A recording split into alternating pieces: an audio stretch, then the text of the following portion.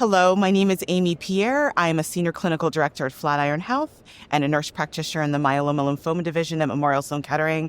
And I'm pleased to talk to you today about my abstracts that looked at structural racism and social determinants of health factors in FISH testing. So why is this so important in multiple myeloma?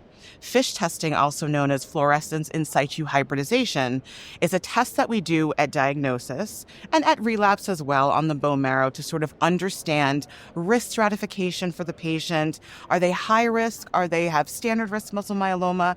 And also we can see if there's different mutations or translocations that may be eligible for sort of biomarker-driven therapy.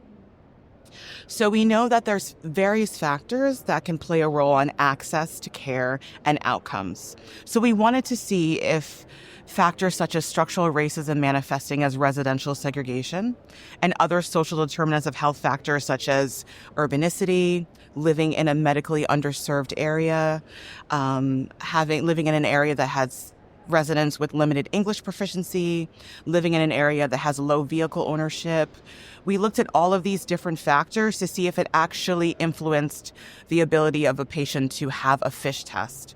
So in our Flatiron network, we have access to about 250 different cancer clinics, which translates to about 800 sites of care. So it is a well-diverse patient population that we're looking at in the United States. And we're looking to see if they had a FISH test at diagnosis or even any time during their disease trajectory. We looked at about a little over 13,000 patients who had been diagnosed with multiple myeloma prior to January 2024 because we wanted to have some long-term follow-up. We did find some associations that patients who lived in neighborhoods that had a high amount of patients with limited English proficiency were the least likely to get a FISH test. And we also found a gradient relationship in terms of vehicle ownership. So patients living in areas that had a high percentage of lack of vehicle ownership were least likely to get a FISH test. And we saw that gradient become that association become more and more pronounced as the quartiles change in terms of vehicle ownership. So this tells us that there are social determinants of health factors at play and access to standard of care testing like FISH testing.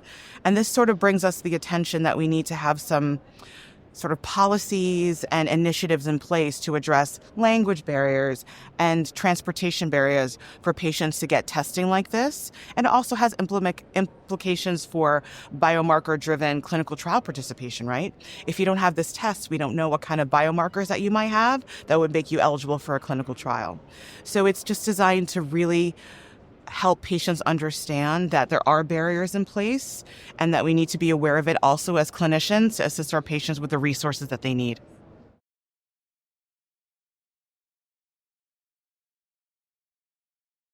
Our data, we don't collect the bone marrow biopsy unless we're looking for the actual FISH test. So that makes me think that maybe they didn't have a bone marrow biopsy or that documentation's missing, or they did and the FISH test wasn't done. But it is a little bit strange to actually have the tissue and not take the step forward to do the testing.